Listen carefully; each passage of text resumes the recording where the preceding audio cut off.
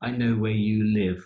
I know your name. I know your family. I know your tastes. I know your gender. I know your shopping history. The more she interacts with me, the more I know about her.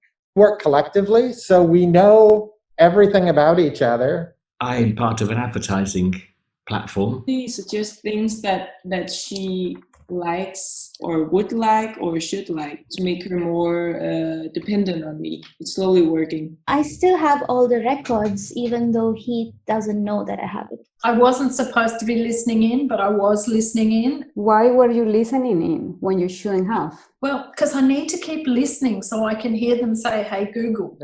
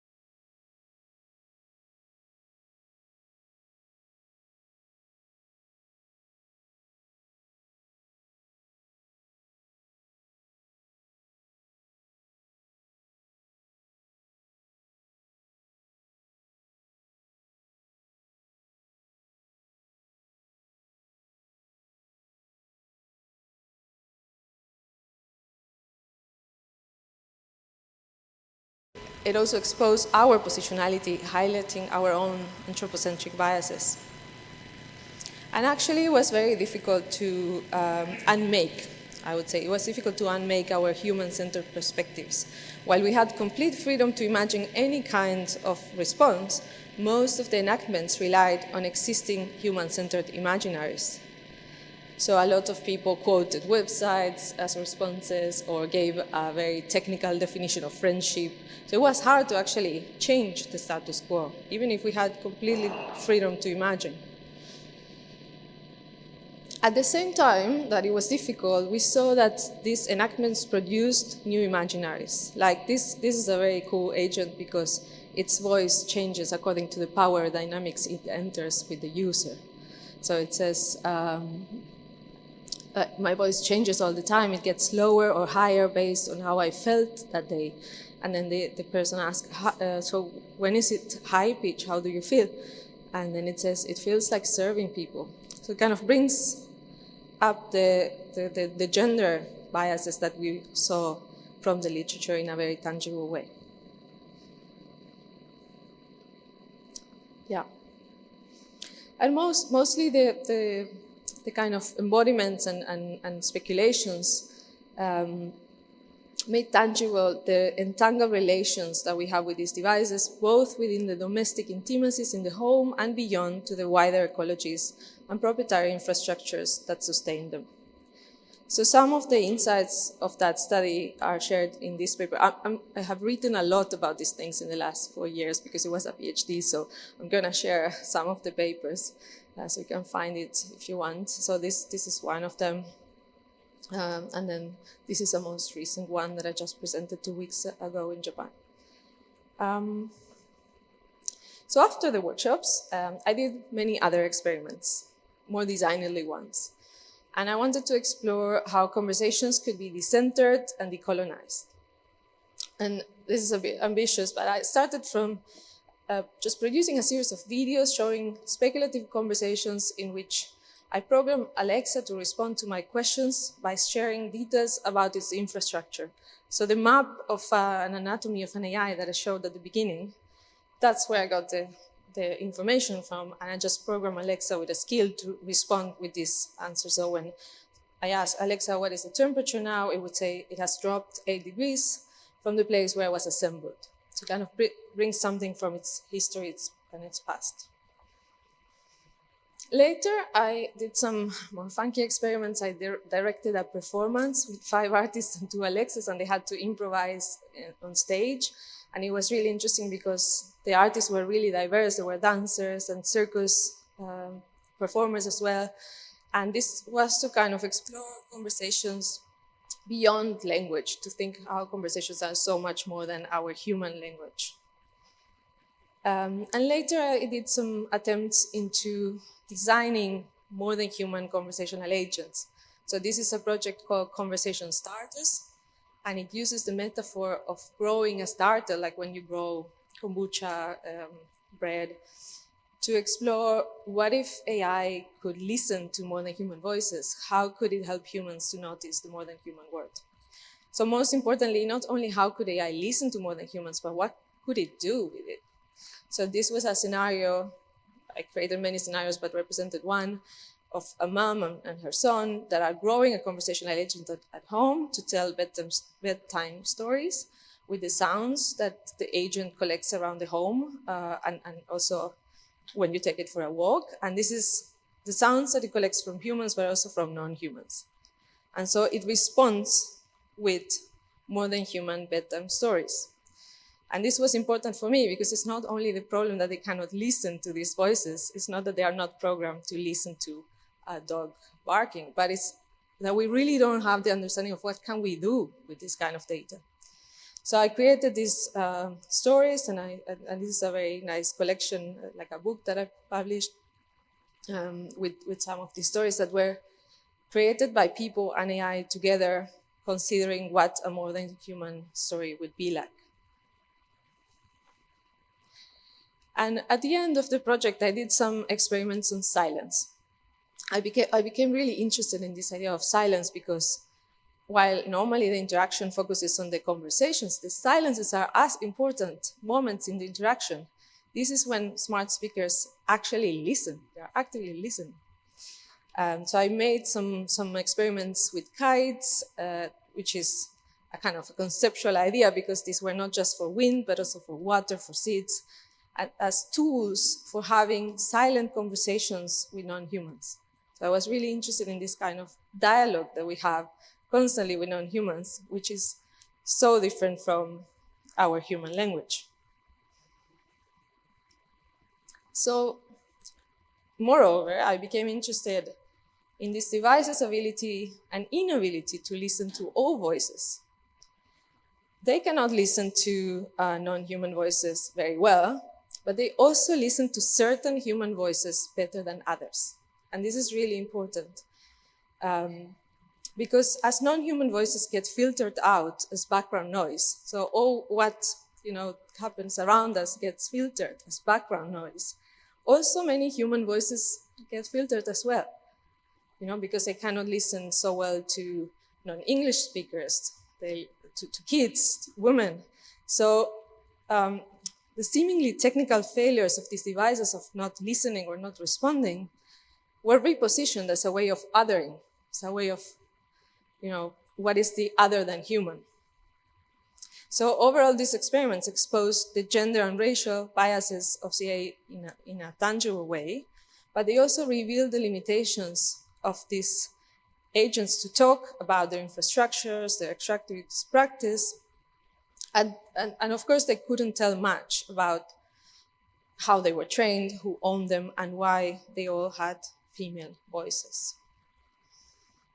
So some of these experiments are collected in this publication, that is the more designerly one, I would say, and here there is also this connection with the silences. So going back to the question of my research, which humans are centered in human-centered AI? My research provided some examples of one of the main limitations of this approach, that is that when we center on humans, not much is said about which humans are centered and which are excluded. When designers talk about users or humans, these terms are not neutral. They actually prioritize white, male, European, and able-bodied ideals. So my research revealed that anthropocentric approaches are not only limiting for designing AI interactions, but they can also be risky as they can compromise inclusivity, not just with non-humans, but also with humans. So this research highlighted that it is important to situate AI, and this is kind of my proposition. So far I was kind of critiquing, but to kind of beginning to address that, I think that what we need to do is to start situating the interactions. And by situating, I mean to account for the positionality of people implicated by AI, so who are not just the direct users, but other people who are affected by these systems, the positionality of the agents. These agents that we interact with, they also have a worldview. It was said yesterday a lot. They are not just tools. They sit at the table conceptually. So what positionality do they bring with them? And social sciences has many tools for acknowledging positionality. So maybe this could be useful for us in design. And lastly, the positionality of designers. How can we reflect on our own biases when we design AI?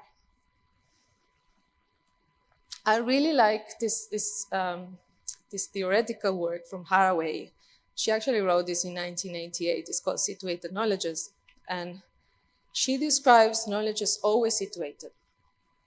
She argues that to make knowledge more accountable, we shouldn't try to make it more objective by stripping away the context or ignoring who is producing it. Instead, we need to do the opposite. We need to include the subjectivity in knowledge, or the positionality of the knower. So if we think about academic research and academic publications, a lot of this knowledge seems to be very objective. Like we kind of like really see who made it, where it was made. So that's the kind of things we need to bring in. So knowing from somewhere is what makes knowledge more accountable. So in terms of implications for designing responsible AI, one of the implications that I explored was for explainability. This idea of explaining AI, I find it highly problematic. It makes assumptions about what needs to be explained and for whom. Like the mere idea that AI needs to be explained to people seems for me very problematic. It assumes that developers who know how AI works need to explain to passive users. But in reality, in my research with these agents, I saw that when people interact with them, they are very active in trying to understand what agents can and cannot do. So in a situated approach to explainability, people and agents are active participants in building situated and plural understandings of AI. So it's not one understanding, it's multiple different understandings. And these are all valid in their own way. And what I found especially interesting in this approach is that the silences, the misunderstandings, the failures became opportunities for plural understandings instead of being just problems to solve.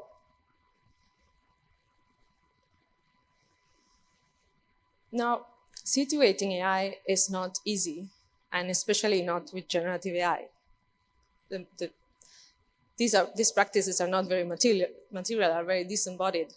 The authorship and sources are very difficult to track. So we cannot account for this knowledge in the same way as before. So Donna Haraway's proposition of like, let's include the knower, is much harder with something like generative AI. As well as like notions of accountability that we had from responsible AI, like transparency doesn't work the same way anymore. So we need new ways. We really need new ways to situate AI, and this is what I'm really fascinated by. And especially, I think the challenges is to combat these two forces. So in this publication that I wrote with some colleagues from Chile, it's a really interesting exchange because they are also situated in the place where I was born in this triangle of the lithium and the water scarcity. And we wrote about the planetary implications of AI from a social sciences, humanities perspective, maybe a bit different from what Maria Luce shared yesterday. It was, I guess, more sharing our practices and how we imagine this situatedness could look like. And there we say that there are two forces that we need to combat. So first, there is a twin move of abstraction and extraction in AI. Abstracting away the material conditions of its making while extracting more information and resources from those least able to resist it. The other one is one notion from Haraway. She calls that the God's trick, where knowledge is categorized as non-located and disembodied, and in consequence, unable to be called into account. So I don't really have an answer of how we could situate AI, but in my practice, I try to expose failures and let people engage with these failures in a different way as a reflective practice, as one way of constructing situated understandings. And this is actually not new in my practice. This is a project I did in 2017, a kind of adversarial design project. I was trying to shape objects in a way that they would become invisible to object recognition technologies at that time.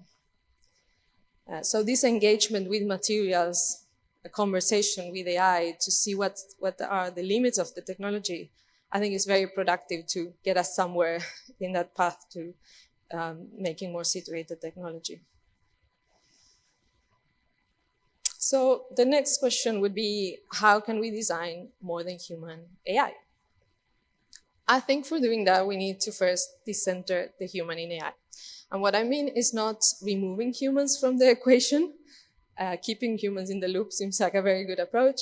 But what I mean is moving away from anthropocentrism and challenging the idea that users are neutral. And of course, we can start with decentering our own perspectives that are highly anthropocentric because we were trained with human-centered design, most of us. And to do this, to unpack this theoretically, I used Rosi Bradotti's theory, and she explains that posthumanism, which is where the kind of theory that more than human is grounded on, is a convergence of two critiques. One that challenges anthropocentrism, and the other that questions the normative European and humanist construction of the human as men, white, and able. So in this framework, and taking Bradotti's work, I developed this approach that on the one hand challenges human-centeredness, and on the other hand, it questions the humanist conception of the user. And I think this is quite novel in the field of more than human design because more than human design is often associated with including other species in the design process. How many of you were aware of this concept, more than human design? Is it something that you, okay. So yeah, at least in the context that I worked in, it's normally associated with how can we include animals and plants in the process. But my research highlights that more than human design is important not just because we care about other species, but because we care about humans too. In other words, the potential of this approach is not just to notice other species, but also to understand how the methods and notions we use lack inclusion at the human level. And so I took this idea of decentering and I explored how more than human designers have developed unique ways of decentering the human, very different from how this is described in theory. And this is decentering the human, both the user and themselves. And what I learned from doing this research and reviewing many design works that do that, I learned that decentering should not be a goal. We can never completely decenter ourselves. We can start by acknowledging that we're not in the center and practice how to share the stage with others. So it is not a goal, it's actually a practice. I also developed some decentering tools myself. So these are strategies, techniques and tactics for designers and researchers who want to engage with more than human design. And I think they're best summarized in my dissertation that is also online. Some of the tools that I'm very kind of proud of, although they were really small projects, I find them interesting. One is a podcast that is a tool for designers to notice. And so you listen to different exercises. Normally it invites you to just go outside and see and kind of focus on something. And this combines exercises of deep listening, the colonial listening, and also meditation. So it's available on Spotify and you can try it. Another one that I like a lot is the chatbot that is kind of a more than human research assistant, which translates post-human theory into design suggestions or connects design ideas that you give to post-human literature. So it kind of tries to bridge the gap between theory and practice. That is one of the biggest challenges actually we see in modern human design, that a lot of this knowledge is written in books, but there's not much in practice. So this is an attempt of seeing how AI could help us in that kind of translation, which actually I realize is not really about translating theory into practice, but more working in the space in between. So to conclude my journey of situating AI, I think this is an important moment in history, and I also share the view with the speakers yesterday, with Tobias, with Maria Luce, that this is not, it's not an important moment because AI is so revolutionary, but because we are confronted again with an opportunity to think about profound questions, like what it means to be human today. Small question. And as I have shown, by designing AI, we're not only transforming the planet, but we're also transforming ourselves. AI has the power to shape what it means to be human and also what it's not. I appreciate very much the previous talk when it said, when it kind of brought up some of these critical questions. And I think this is the kind of thinking that I would also encourage you to do, to really think, what are these stories that are untold? You know, what is the story of that little girl in Pakistan that is not on the internet? So this is the kind of moment we are where AI is defining what is relevant and what is not. And it's really important that we are aware of that. But in general, I think only when we stop seeing AI as a mere synonym of progress and we understand how it is made, how it makes us, we can establish some control over its trajectory and meaningfully confront their serious social, economic, political impacts. I see this moment as an opportunity for us as humans to have a humble conversation. The real conversation is not with AI now, but with ourselves as a species. And it's about finding ways to become better participants of this planet. I am very hopeful about this approach, regenerative AI. It's very new in my practice. I'm doing the postdoc about this. And what I understand from regenerative AI, and we were talking with Tobias about this, that there's nothing defined yet, but what would be this next step? What would be regenerative design really? But what I understand from it is that while critiquing the harms of AI is important, a more urgent question is how can we contribute to actually restoring these ecosystems that have been disrupted? So it's very good to measure the water consumption, but what can we do about it? And should we involve AI in that? And more importantly, how can we do that without reverting to solutionist or extractivist approaches again? 2 weeks ago, I hosted this panel in Japan at the CHI conference. It was about regenerative material ecologies. And when I had to describe what regenerative design was, I said that in its simplest form, regeneration is about what life does all the time, everywhere. If you're breathing right now, I'm not. I'm out of breath. If you're breathing, your body is regenerating. But as a design approach, regeneration challenges traditional notions of sustainability. It recognizes that doing less harm is not enough anymore. Instead, it invites us to restore biodiversity, but also engage with indigenous knowledge systems and cultivate non-extractivist relationships with land, waters, materials, humans, and non-humans. So regenerative design is both about ecological regeneration, but also about cultural regeneration. It aims to restore not only life in ecosystems that have been disrupted, but also to restore the connection with local knowledge systems that have been lost and marginalized. So my current question is, can AI be regenerative? And if so, how? So I will leave you with the question. Thank you.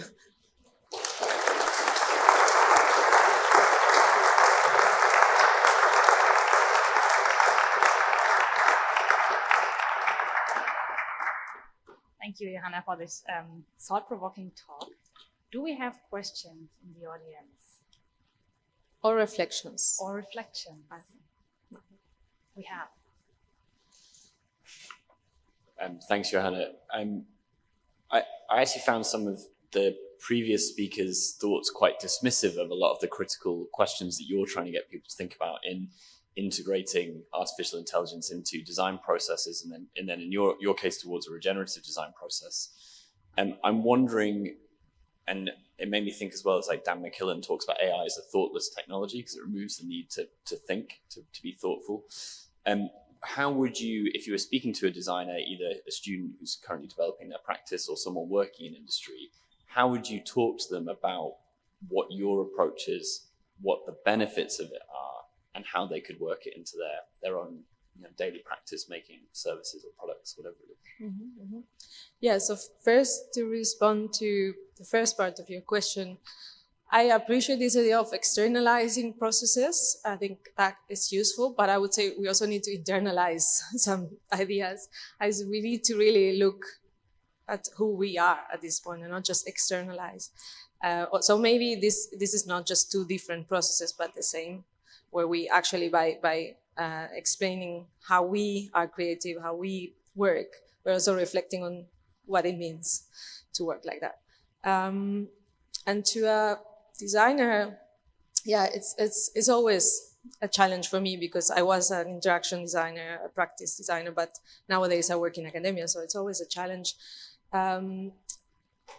So I think that we should not rush to apply this so quickly because human-centered design was not created in 2 years. This is like a paradigm shift in design that took many years, and I think this can also take many years, and it's fine. And the challenge is not to go to find quick solutions that will revert to the same mistakes that we did before. So there's a good reason to pause and go slow.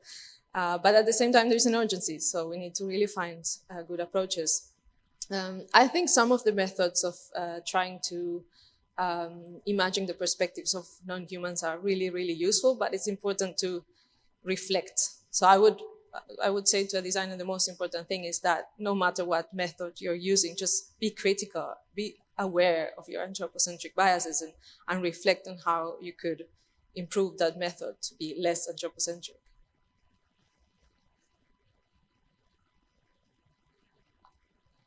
Do we have more questions? Please, because I had one question that was just asked, so now please don't make me look foolish here and have a question.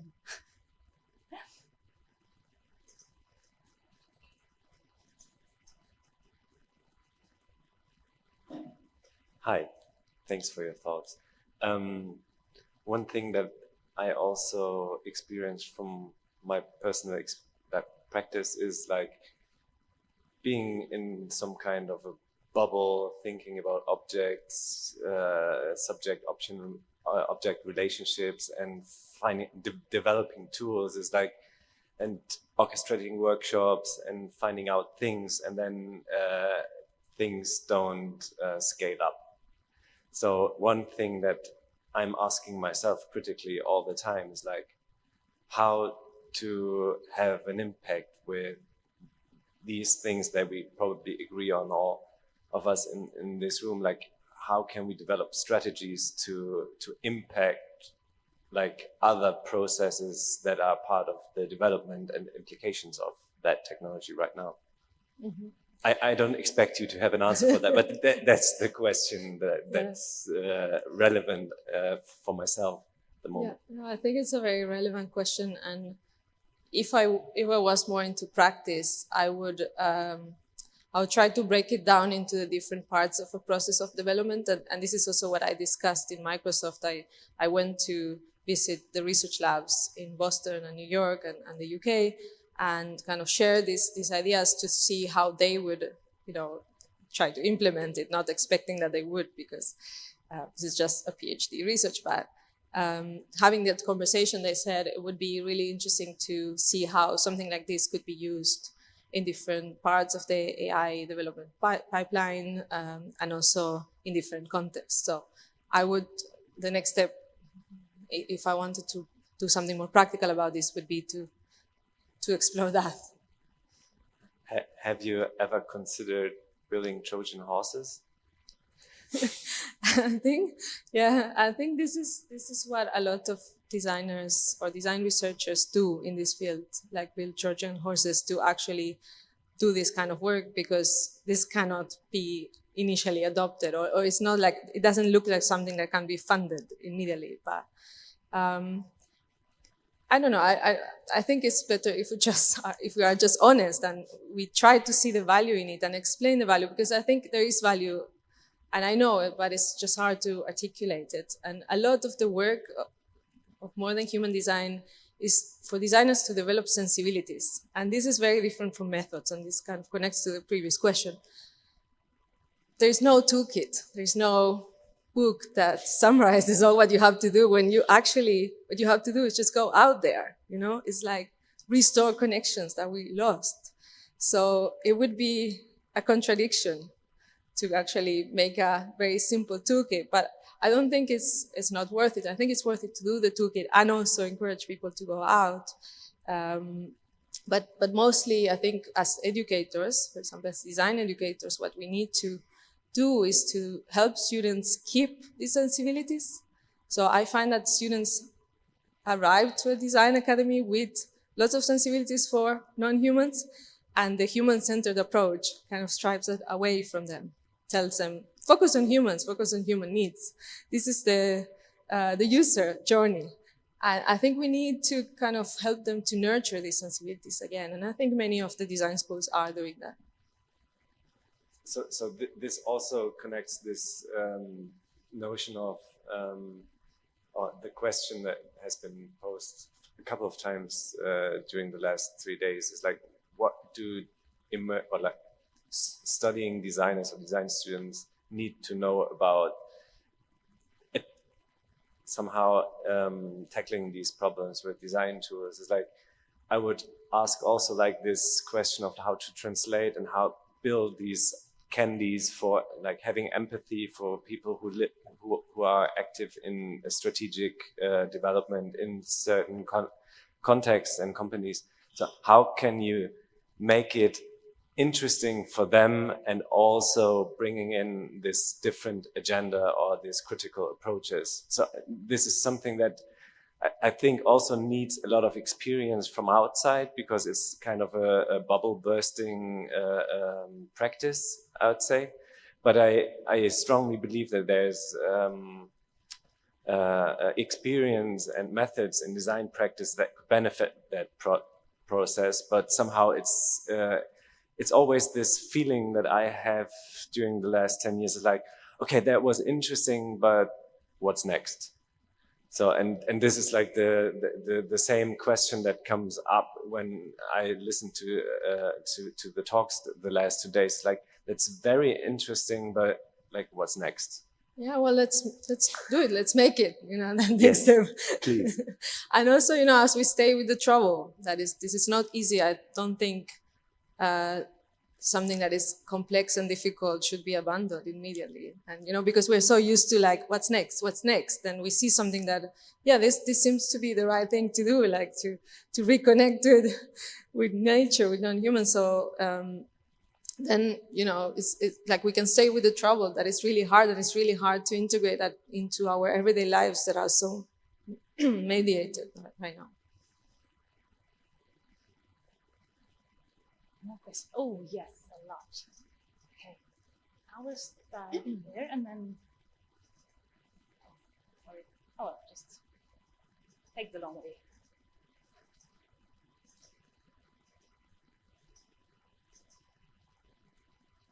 Thank you, Iohanna. You know, I'm very much on your side of understanding what is more than human-centered design, and acknowledge that there is a non-human that or non-humans that shape the world together with us. But maybe this is a broad question. I still very often have conversations or discussions with people who have difficulties to understand or to acknowledge that there is non-human agency existing, that have difficulties to understand that there is a necessity to decenter the human in the design process. So you as an expert, so what do you respond when you have these kind of conversations, or how do you react to these? Yeah, I think that it's interesting because in a way AI has to move from the very technocratic development to human-centered, to kind of first acknowledge that we need to consider human needs and we need to consider humans in the loop. And in that process, it's hard to come to people and say, well, it's actually not about humans anymore, it's about non-humans. But I don't think it should be one or the other. That's what I mean. I think it's a complementary approach to human-centered design. It's often positioned as an alternative, as a counterpart. And I think in many ways it is like a radical alternative, but it can also be a complement, and it can be about, as my projects show, it's not only about non-humans, it's also about humans when we talk about the definition of the human. So that's why we should care about that. Maybe you have some ideas of like how to move forward in that sense, but yeah. Yeah. I think we have 2 more questions here, and then we have 1 question in Zoom. So who was it? Was you? And then you as well.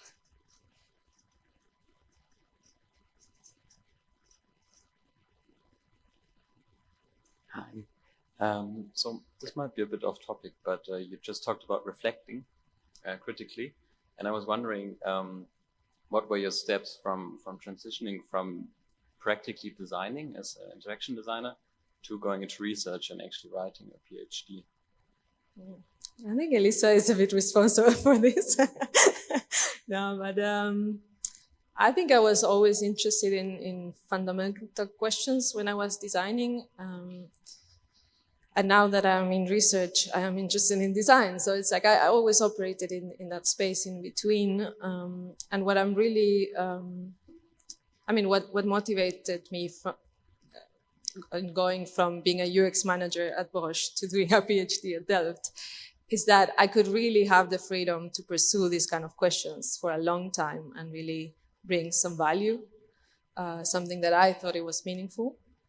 And what I am really proud of in the PhD is that I managed to articulate what would be a practice like that, a practice in between. So it's practice-based research, but I also claim that it's not just translating notions, as I said, from theory to design, as is often seen, but like what can design bring to theory too? How can we make the theory through design? And the same way, like we create notions, new fundamental notions with design. How could this theory be embedded in the design? You know, how could we design with philosophy actually? So how could philosophy be a material for us? And I think many of the design students' work do that. I was very proud that I kind of found the language to articulate that process. Nice. So it's making and thinking, informing each other. And feeling. And feeling. There is a Spanish notion that is called sentir pensar. It's like senti is like from feeling, sentir, and pensar, thinking. So it's like how do you feel and think together. But I would add the making, yes. Nice. Thank you very much.